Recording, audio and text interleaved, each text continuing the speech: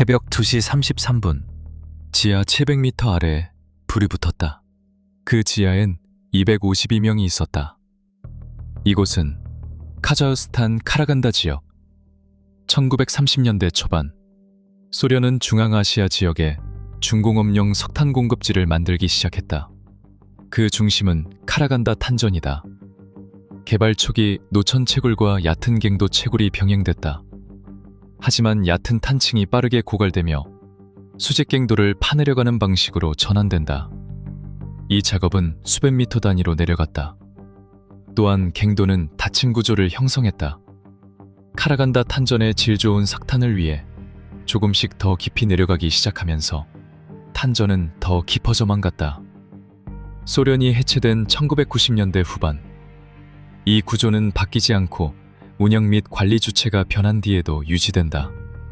그렇게 600m에서 700m, 점차 깊은 곳을 향해 내려갔다.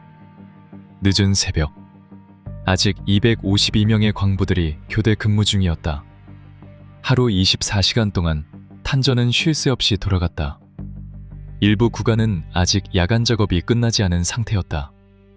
메탄가스 농도는 항상 변동 중이었으며 환기 시스템은 정상 가동 중인 것으로 보고됐다.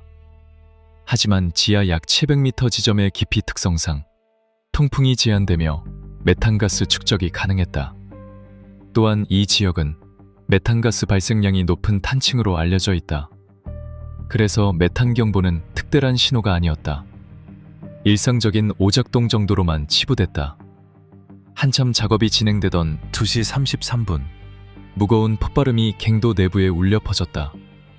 정확한 점화원은 알 수 없다. 하지만 축적된 메탄가스가 폭발했다는 건 다들 직감할 수 있었다. 폭발 이후 갱도 내부에 화재가 발생했다. 한기 갱도를 따라 연기가 퍼져나가기 시작했다. 어떤 통로에서는 바람이 멎었고 어떤 통로에서는 연기가 뒤늦게 밀려 들어왔다. 처음에는 연기가 보이지 않았다. 조명 아래에서 공기만 흐려졌다. 숨을 들이마시면 기침이 나오지 않았다. 단순히 멈칫하게 됐다. 그 다음 순간 사람들은 일제히 작업을 멈췄다. 경보는 아직 울리지 않았다. 불꽃은 육안으로 식별되지 않았다. 잠시 갱도 안이 조용해졌다. 그리고 몸을 돌려 달리기 시작했다. 아직 광산에 남아있던 252명의 광부들은 서둘러 대피를 시작했다. 하지만 몰아닥친 연기는 그들의 시야를 방해했다. 화재로 인해 몰아닥친 유독가스는 호흡을 힘들게 만들었다. 또한 지하 700m의 갱도 특성상 탈출 경로는 제한적이며 이동에 시간이 필요했다.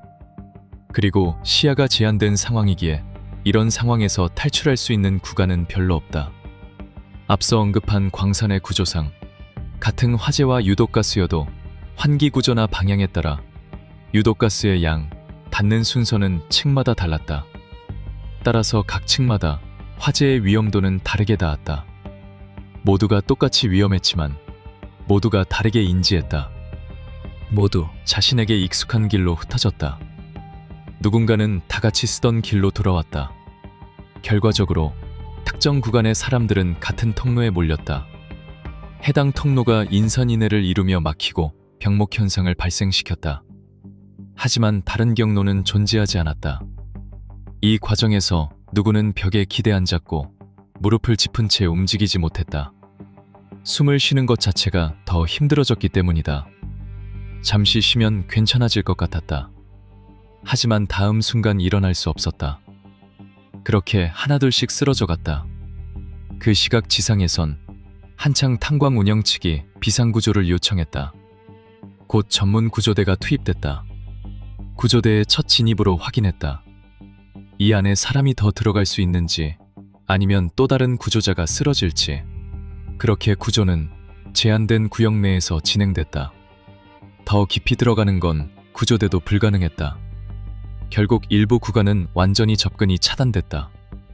내부 인원과는 여전히 교신 불가능 상태였다.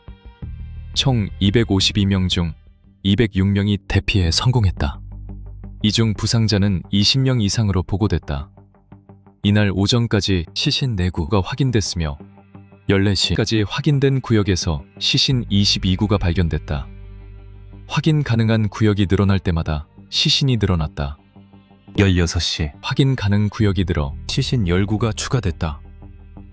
당일 오후 저녁 사이 전문 군 구조 서비스 및 군 구조대가 긴급 구조 작업을 지원했다. 19시 화재 진압이 완료됐다. 하지만 아직 고열과 유독가스가 남아 현장 진입은 불가능했다. 수색은 이틀 뒤 30일까지 이어졌으며 최종적으로 사망자는 46명으로 확정됐다. 사고 이후 대통령 명의로 10월 29일은 국가애도일로 선포됐다. 또한 정보조사위원회가 구성됐다. 해당 사건은 형사사건으로 이어져 안전규정 위반 여부가 조사 대상이 됐다. 대통령은 현장 방문 후 아르셀로미탈 테미르타우에 대한 모든 투자 종료 명령을 내렸다. 광산 안전 기준도 전면 재검토됐다. 사고 이후 이 광산을 운영하던 기업의 소유권이 국가로 이전될 절차가 진행됐다. 안전 규정과 책임 문제는 현재도 논의 중이다.